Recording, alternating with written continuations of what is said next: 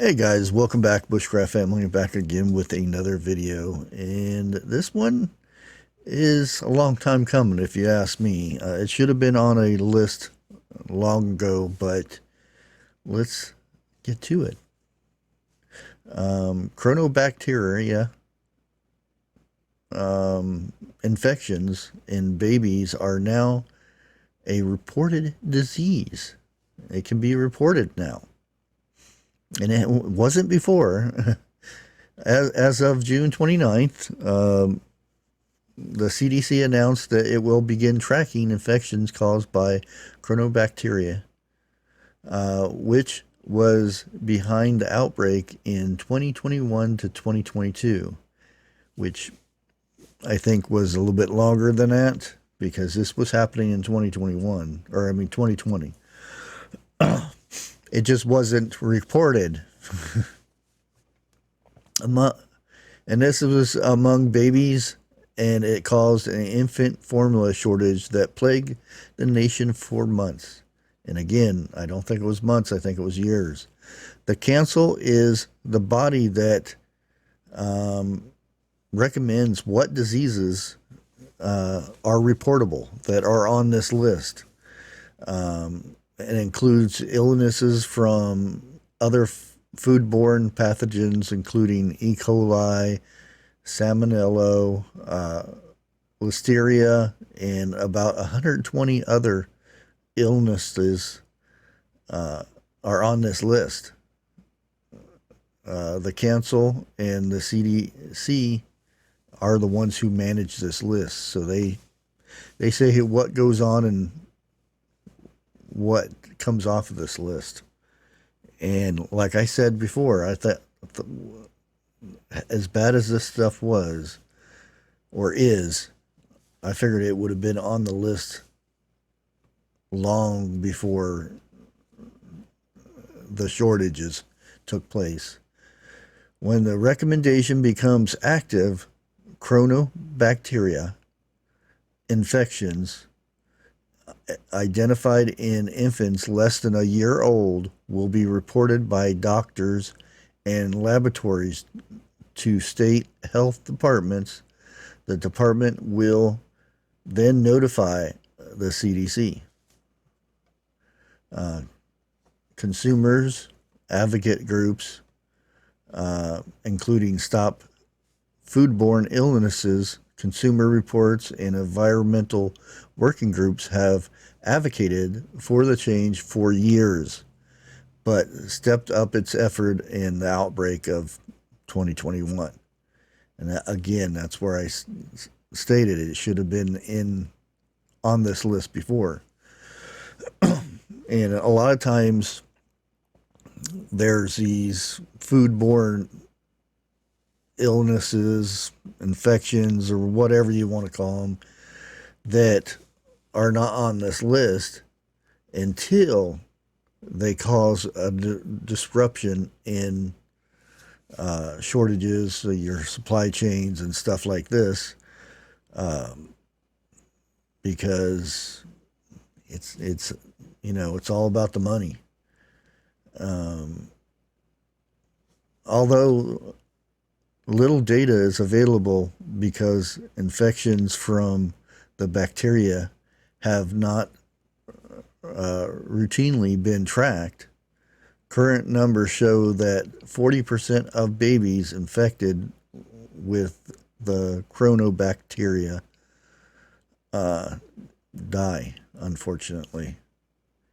And if that's the case, 40%, why is this not on the top of the list here? I know it's not as bad as some of the others, but why was it never on this list? And they have very little data because it has never been tracked.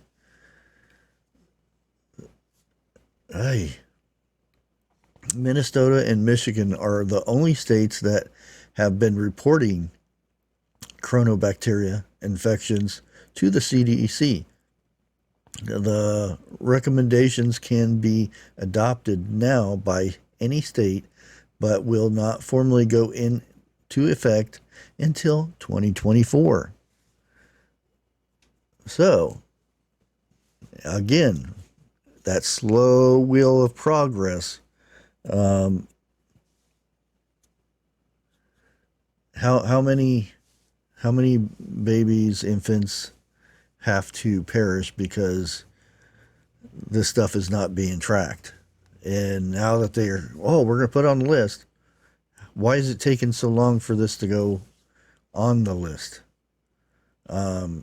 These places, as soon as this comes up, saying, "Well, this baby has it," boom. Where did they buy the formula at? Boom. Shut it down. Take it off the shelf. Where was it manufactured at? Boom. Shut the plant down. And you're done. But the slow process of let thousands and thousands of these supplies go out, and more kids, infants are being infected with this stuff. The slow process. It seems to me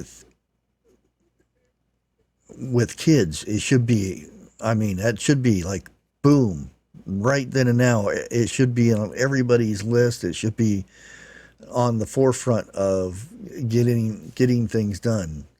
40% death rate is quite high for a foodborne pathogen.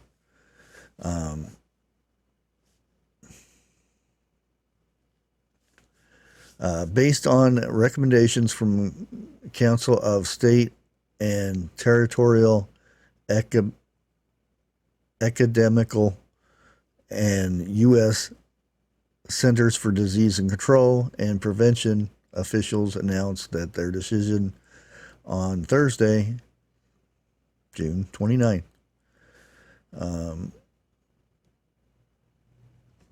And yeah, it's to me, anything with our kids should be top of the line. That everything else should falter under that. I know there are other things that's probably more dangerous and everything, but this is an epidemic. They said it themselves in this newsletter that was sent out. It plagued the nation. It is plaguing the nation, and they keep saying it was over in 2022, but I still get recalls that I see on this baby formula from the same thing, this Cronobacteria. So why is it such a long time to wait before it's mandatory for all states to report this stuff? And it should be mandatory for this to be reported anyway. If it can save one life. But that's where we're at, guys. It's, again, any mothers out there that are not breastfeeding for whatever reason, because there are reasons why, medical reasons sometimes why women don't breastfeed and whatnot. Sometimes it just doesn't take, they don't do it, the babies and stuff. It's no fault of anyone, but make sure you know the history of that formula that you're going to be putting in your baby. That sounds weird, but you know what I mean. What that your baby's going to be drinking. Make sure you know the history behind it. Check if there's recalls on it, and keep it updated on checking this stuff. Keep the record of the serial numbers and things like that, and see what the the symptoms of this illness is. That way you can be right on top of it and stuff.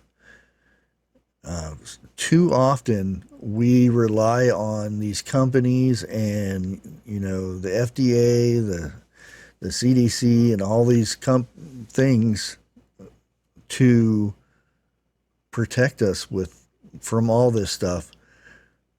But we need to be the first line of defense on this stuff, and then so forth and so forth.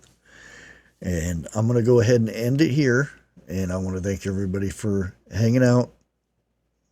God bless.